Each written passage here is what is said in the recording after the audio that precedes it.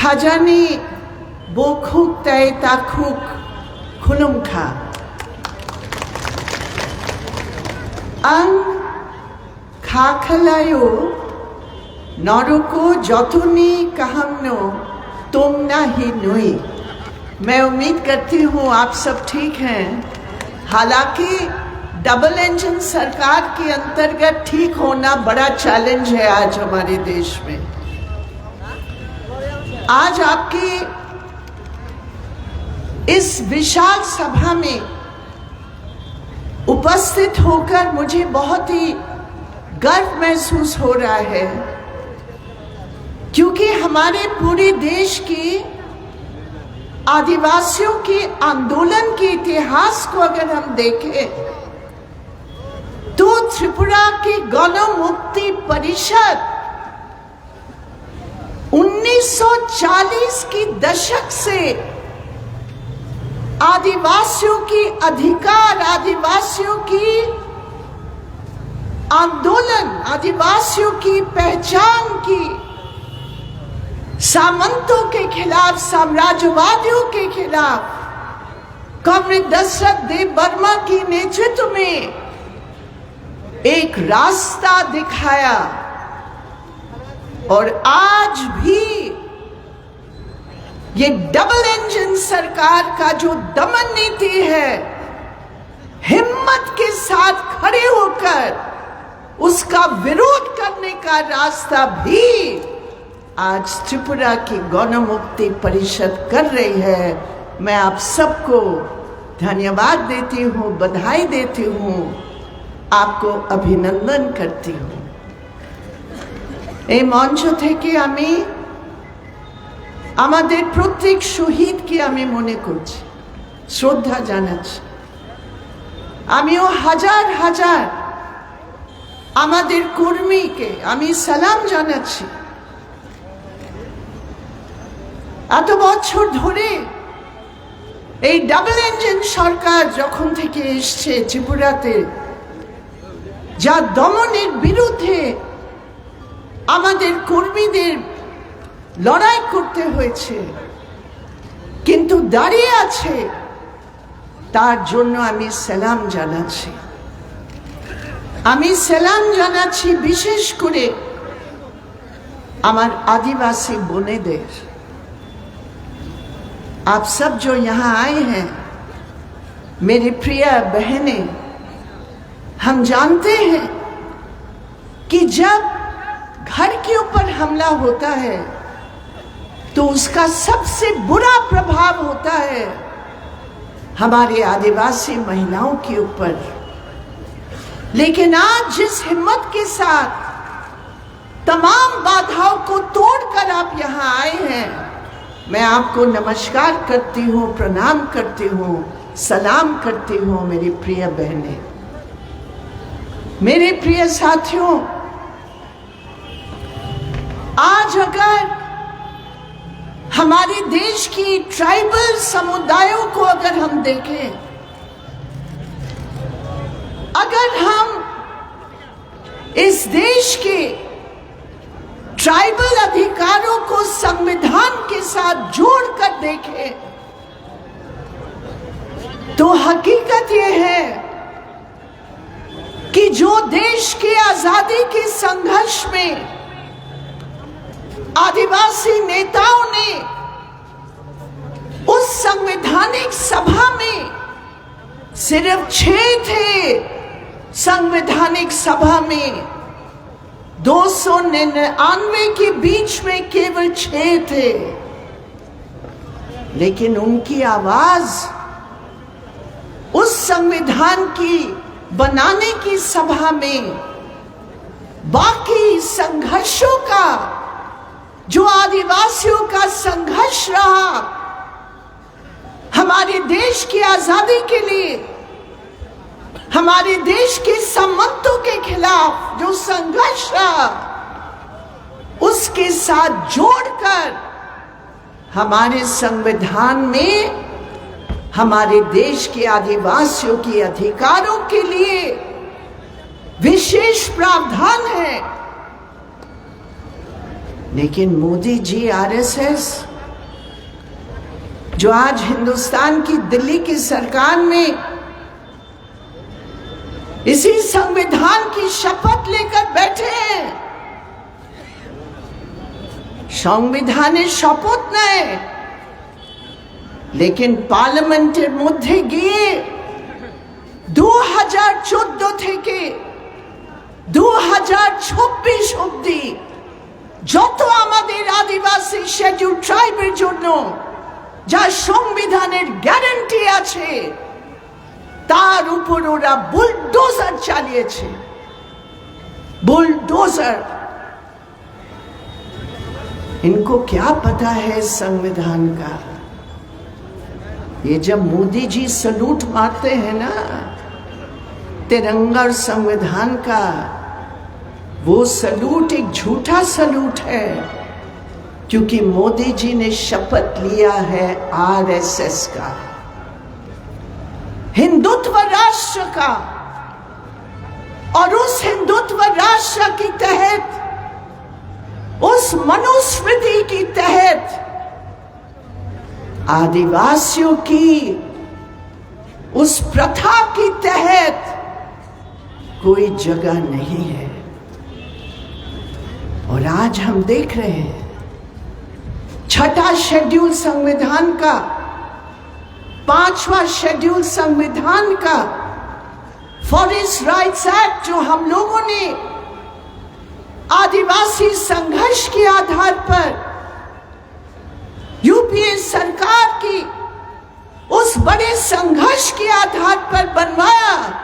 उस समय त्रिपुरा के एमपी थे कॉमरेड बाजूबांग रियांग, मुझे याद है हम लोग सब उस सेलेक्ट कमेटी में सदस्य के रूप में हम लोगों ने फॉरेस्ट राइट एक्ट को पारित किया। लेकिन आज उस फॉरेस्ट राइट एक्ट, वन अधिकार कानून का क्या हालात है? यहां बैठे हमारे जितेंद्र चौधरी उस समय मंत्री थे, उसके बाद नरेश जमातिया मंत्री बने। उस समय फॉरेस्ट राइट एक्ट को लागू करने के लिए सबसे बेहतर रिकॉर्ड त्रिपुरा का था वामफ्रंट सरकार के नेतृत्व में। लेकिन आज उस फॉरेस्ट लैंड का क्या हो रहा है? কি হচ্ছে আমাদের জমিনে? আমাদের জমিনে যদি পাট্টা আছে, কিন্তু সেই জমিনের পাট্টাতে আমরা ব্যাংক লোন পাচ্ছি না। সেই জমিনের পাট্টাতে যা আমাদের অধিকার হওয়া উচিত সেই অধিকার শেষ করা হচ্ছে। এখনো ত্রিপুরাতে ফরেস্ট রাইটস অ্যাক্টের তহত যা রক্ষা করার আমার অধিকার আছে সেটা কিন্তু হচ্ছে না। ফরেস্ট কনজারভেশন অ্যাক্টের নামে ওরা রাবার প্লান্টেশনকে শেষ করার চেষ্টা করছে। সরাসরি করতে পারে না, साफ साफ नहीं कर पाएंगे, लेकिन हकीकत है कि रबर प्लांटेशन की मुख्य जो मालिक है वो ट्राइबल है। बहुत सारे छोटे प्लांटेशन के मालिक ट्राइबल है। लेकिन पिछले साल जब वो फंगस के कारण लाखों रुपया का नुकसान हुआ, मोदी जी कहते हैं हम हर जगह ड्रोन दीदी लगा रहे हैं।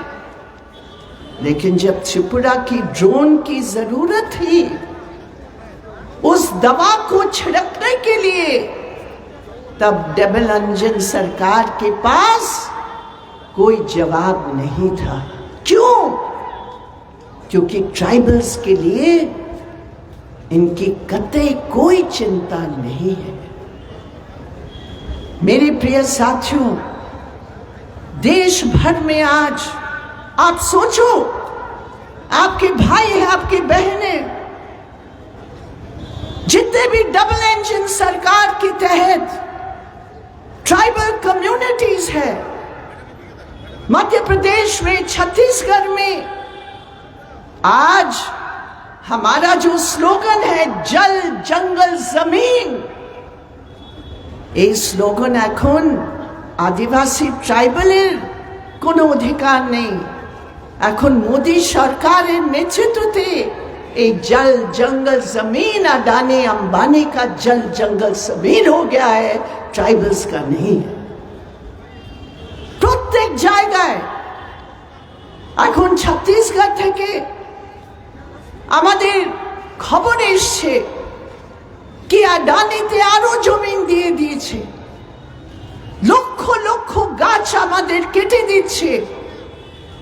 কিন্তু মোদি সরকারের নেতৃত্বে যা গ্রাম সভার অধিকার আছে ৫ শিডিউলে, সেই গ্রাম সভার নাম মিটিয়ে দিয়ে ওরা গ্রাম সভাকে বাদ দিয়ে আদিবাসীদের জমি নিয়ে নিচ্ছে, আদানিকে দিয়ে দিচ্ছে।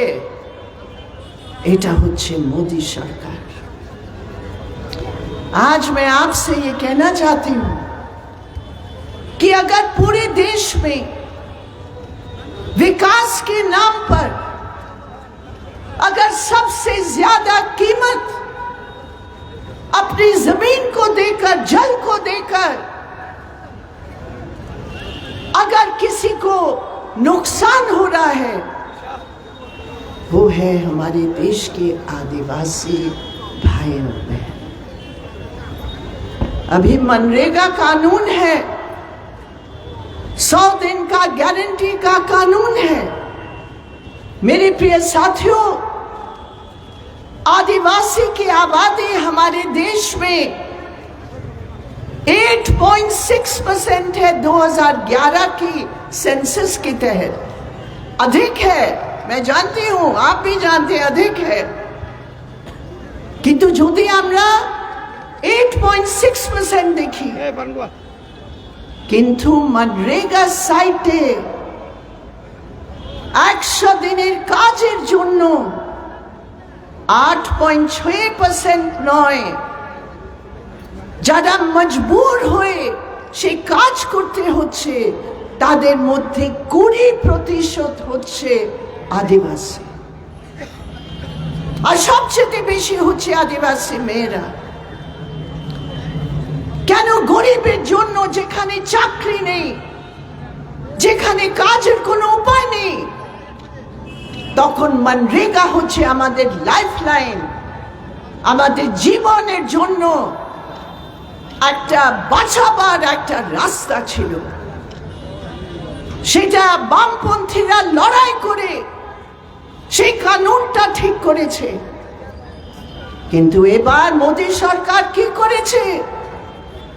বলেছে আমাদের দেশে গরিবই নেই, गरीब नहीं है, गरीब सब मिट गए हैं, इसलिए 100 दिन की काम की कोई जरूरत नहीं है। बंद कर लिया वो कानून। किसका असर पड़ेगा?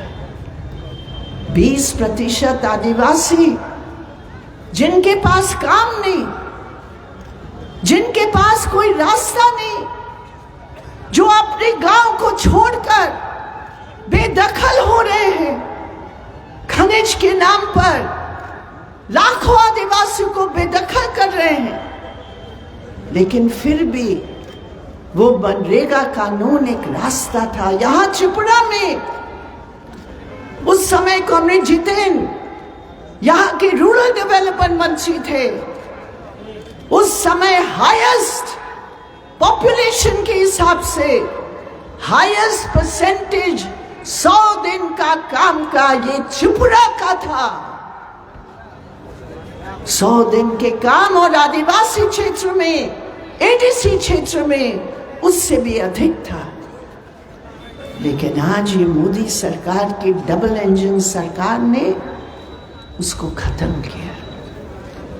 न गांव में काम है, और जो हमारे एडीसी के इलाके हैं, मैं उस समय दिल्ली में थी पिछले साल नवंबर महीने में, मैंने पढ़ा सुप्रीम कोर्ट का फैसला कि एडीसी এলাকায় গ্রামের নির্বাচন কেন হচ্ছে না।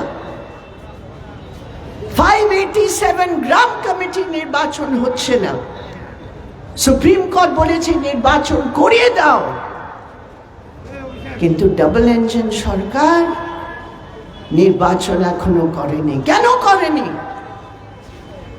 কেন? লুটের রাস্তা কিভাবে খোলা রাখা হবে? লুটের রাস্তা এডিসি এলাকায় গণতান্ত্রিক অধিকারকে শেষ করে কিভাবে লুটের রাস্তা হবে?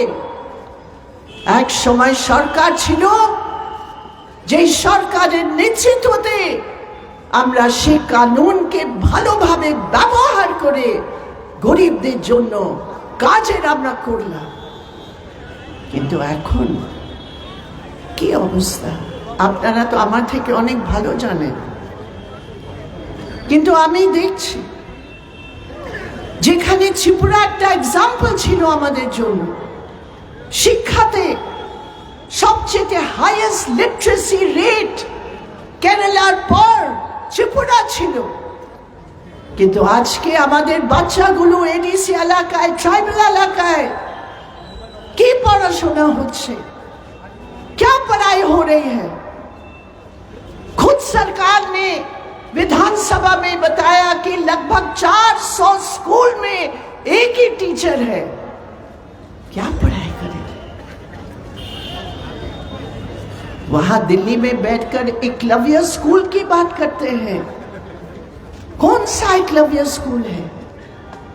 उस एकलव्य स्कूल में बाहर से टीचर्स लाते हैं जो कॉकबरोग जानते नहीं है, जो यहाँ की संस्कृति से अलग है, वो स्कूल में जाते नहीं है।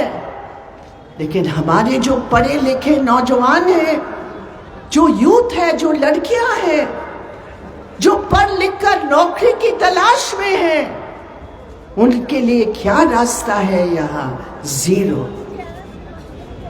तो शिक्षा, स्वास्थ्य, पढ़ाई, नौकरी, मेरे प्रिय साथियों, ये किसी की बाप का देन नहीं है, ये हमारा कॉन्स्टिट्यूशन हमें देता है। हमारी स्कॉलरशिप्स, हमारी पढ़ाई के लिए जो मदद चाहिए, आज त्रिपुरा के अंदर वो सब समाप्त हो रहा है। और उसकी जगह क्या हम सुनते हैं? इस कौम के खिलाफ उस कौम, उस धर्म के खिलाफ उस धर्म। वो सोचते हैं कि माइनॉरिटी के ऊपर अगर हम अटैक करते हैं तो हमारा वोट हो जाएगा।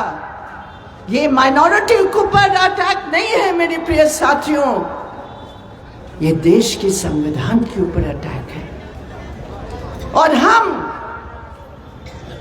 इस गणमुक्ति परिषद के मंच से अपने इतिहास को दोहराते हैं कि ट्राइबल हो या नॉन ट्राइबल, ये पूंजीवाद की रास्ता के आधार पर जो शोषण हो रहा है, ये पूंजीवाद का जो रास्ता का जो लूट हो रहा है, ये पूंजीवाद की रास्ता का जो बड़े बड़े कॉर्पोरेट्स को इस देश की धन दिया जा रहा है,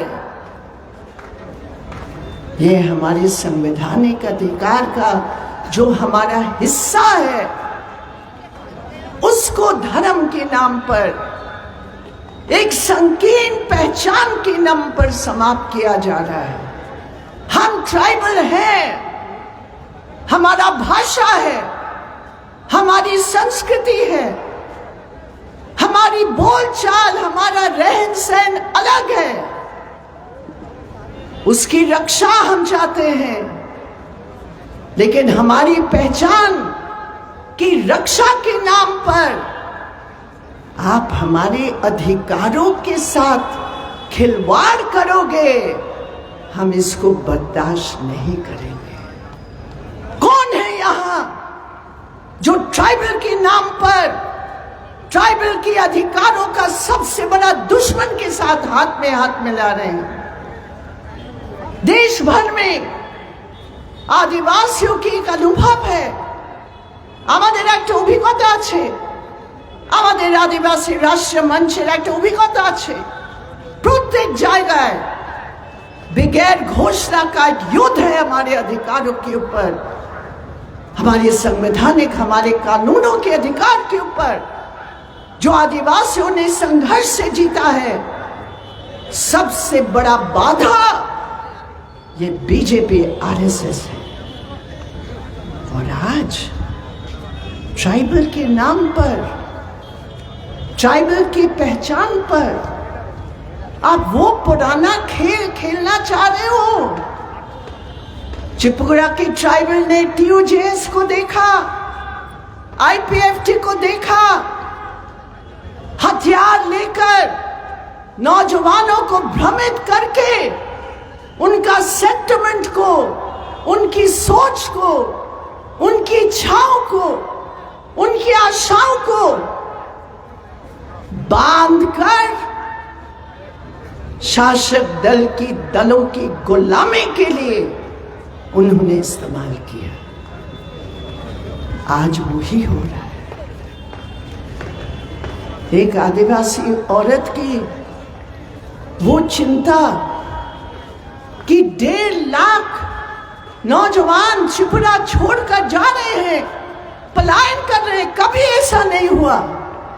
उसमें से 55,000 आदिवासी हैं, लड़के लड़कियां। कौन सी स्थिति में आप जा रहे हैं? आज इस मंच से मैं सलाम करती हूं एंजल चकमा की याद को, मैं प्रणाम करती हूं एंजल चकमा को। भाई और वो दोनों गए थे उत्तराखंड गए थे पढ़ने के लिए, और वहां जाकर इस बीजेपी आरएसएस की गुटों ने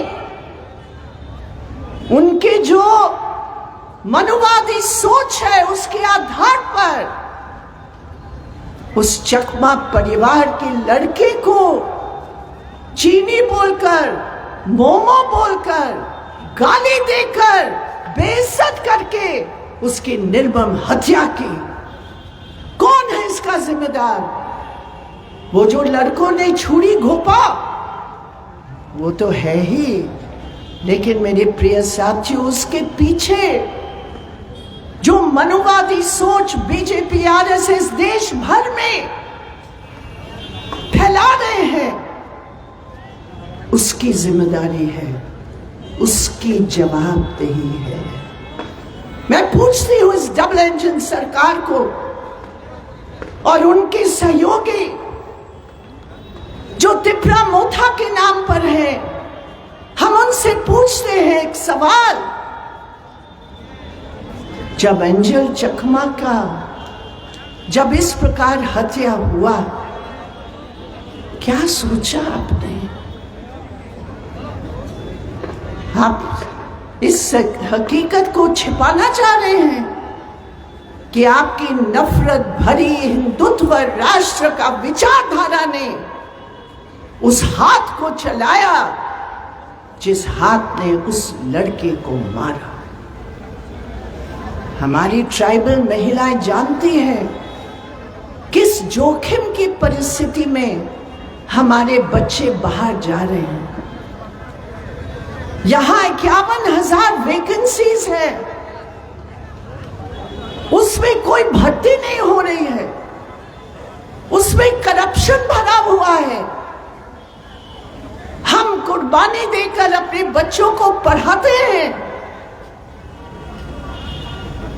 एक ट्राइबल औरत की आज क्या स्थिति है, मानिक शाह जी क्या समझते हैं? आज अगर कहीं भी मैन्युफैक्चरिंग हो रहा है, वो झूठ का मैन्युफैक्चरिंग फैक्ट्री है। और जितने डबल इंजन सरकार की मुख्यमंत्री हैं वो सब उसके डायरेक्टर बने हुए हैं और उसका चेयरमैन बैठा हुआ है दिल्ली में। रोज नया झूठ, रोज नए वायदे, रोज नया जुमला, लेकिन हकीकत है कि हमारे अधिकारों के ऊपर उनका बुलडोजर चल रहा है। इसीलिए जीएनपी जैसे संगठन, आदिवासी अधिकार राष्ट्रीय मंच जैसे संगठन, हम साफ साफ कहते हैं, हम ट्राइबल्स की, आदिवासियों की अधिकारों का रक्षा करते हैं, हम पहचान की रक्षा करते हैं, जितने भी अधिकार हैं हम उसका रक्षा करते हैं। लेकिन विभाजन की पॉलिटिक्स के आधार पर कभी आदिवासी का विकास नहीं हो सकता है। और आज जो आदिवासियों की पहचान के साथ खिलवाड़ कर रहे हैं, मेरे प्रिय साथियों, आपको उसका जवाब देना है। आप तारा जवाब देवें। কাল কি পরশু শুনলাম কি আপনাদের যা এমপি ছিল, মুখ্যমন্ত্রী বসেছিলেন মঞ্চে, ওরা সরাসরি বলেছে ত্রিপুরা মোথাকে, ওরা ওয়ার্নিং দিয়েছে, চেতাবনী দিয়েছে, ठीक रास्ते पे चलो वरना जेल में भेजेंगे। क्या इज्जत है कि फिर भी भैया सबसे बड़ा रुपया, सबसे बड़ी बात है कुर्सी, गाली हजम कर लेंगे लेकिन कुर्सी नहीं छोड़ेंगे, सिद्धांत छोड़ देंगे, असूल छोड़ देंगे, लेकिन पैसा और कुर्सी नहीं छोड़ सकते हैं। क्या है ये पॉलिटिक्स? आप ही समाप्त करते हैं। ये पॉलिटिक्स का जो मौका प्रस्ती, अपॉर्चुनिस्ट, सेल्फिश पॉलिटिक्स है, आदिवासी युवा युवतियों की भावनाओं के साथ खिलवाड़ करके जो पॉलिटिक्स है, मेरे प्रिय साथियों, निश्चित रूप पर इस भारी सभा में उपस्थित करके आप स्वयं जवाब दे रहे हैं। और नहीं, कभी नहीं, हम खड़े हैं, हम खड़े रहेंगे, हम अपना अधिकार लेकर रहेंगे। बहुत बहुत धन्यवाद आप सबका। मेरे तरफ से एक बार फिर मैं आपको नमस्कार और प्रणाम करती हूँ। हम बाय मेरे प्रिय साथियों।